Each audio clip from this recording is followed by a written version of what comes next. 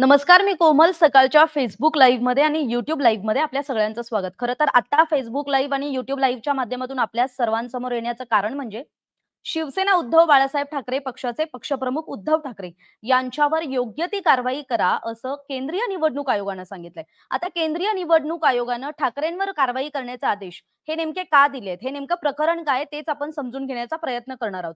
खरं तर म्हणजे 4 जूनला लोकसभा निवडणुकीचा निकाल लागणार आहे आणि या निकालाच्या आदल्याच दिवशी ठाकरे गटाला मोठा धक्का देणारी ही घटना मांडली जाते. राजकीय वर्तुळात तशी चर्चाही सुरू झाली आहे.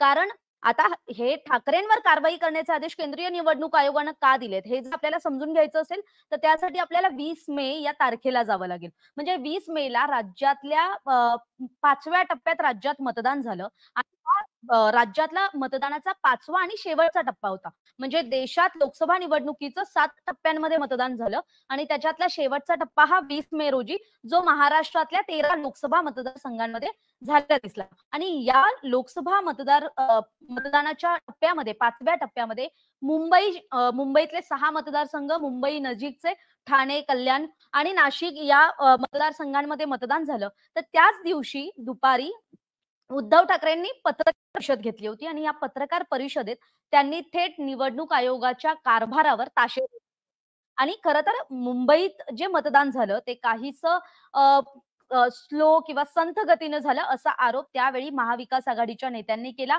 विरोधकांनी म्हणजे आपण आता जर राज्यातलं बोलायचं झालं तर राज्यातल्या विरोधकांनी मुंबईतल्या निवडणुकीची जी टक्केवारी कमी अधिक प्रमाणात आपल्याला पाहायला मिळते त्याला त्या मतदानाची जी गतीनं चाललेली यंत्रणा होती आणि परिणामी त्याचे सगळे आरोप किंवा त्याची सगळी संशयाची सुई ही निवडणूक आयोगाच्या कारभारावर त्यांची दिसून आली होती. आणि जी उद्धव ठाकरेंनी त्या दिवशी जे आरोप केले होते निवडणूक आयोगावर, त्याविषयीच भाजप नेते आशिष शेलार यांनी राज्य निवडणूक आयोगाला पत्र लिहिलं होतं आणि मग राज्य निवडणूक आयोगानं याच पत्राची दखल घेत केंद्रीय निवडणूक आयोगाकडे सुद्धा याविषयी काय आपले विचार मांडले होते आणि त्याविषयीची तक्रार आल्याचं सांगितलं होतं आणि त्याविषयीच जेव्हा केंद्रीय निवडणूक आयोगाला निर्णय घ्यावा लागला, त्यावेळी त्यांनी शिवसेना उद्धव बाळासाहेब ठाकरे पक्षाचे पक्षप्रमुख उद्धव ठाकरे यांच्यावर योग्य ती कारवाई करा असे आदेश दिले. त्यामुळे आता केंद्रीय निवडणूक आयोगानं आदेश दिल्यानंतर राज्य निवडणूक आयोग नेमकी ठाकरेंवर काय कारवाई करणार हे पाहणं महत्त्वाचं असेल. पण याविषयी जेव्हा भाजपचे नेते प्रवक्ते अतुल भातखळकर यांना विचारणा केली असता त्यावेळी त्यांनी थेट ठाकरेंवरतीच टीकेचा सूर आळवला आणि त्यांनी असं सांगितलं, की ज्या माणसाला किंवा ज्या व्यक्तीला लोकसभा निवडणुकीचा कार्यक्रम सुरू असताना कुठल्या वेळेत, कुठल्या काळात पत्रकार परिषद घ्यायला हवी याची कल्पना नसावी का? म्हणजे ठाकरेंनी जाणीवपूर्वक हे केलंय का? आणि ओव्हरऑल ठाकरेंनी त्या दिवशी घेतलेल्या पत्रकार परिषद आणि त्यातील केलेल्या टीकेवरती त्यांनी ओव्हरऑल आपली नाराजी व्यक्त केली आणि केंद्रीय निवडणूक आयोगानं केलेल्या कारवाईचं एक प्रकारे समर्थनच केलं. पण यावर अजूनही शिवसेना ठाकरे गटाकडून प्रतिक्रिया आलेली नाहीये. संजय राऊत थोड्याच वेळात माध्यमांशी बोलणार आहेत. आता संजय राऊत याविषयी काय भावना व्यक्त करतायत, ते ठाकरेंची बाजू कशी समर्थपणे मांडतायत आणि मग केंद्रीय निवडणूक आयोगाच्या एकूणच कारभारावर जी विरोधकांची, महाविकास आघाडीची आणि देश पातळीवर इंडिया आघाडीची नाराजी होती.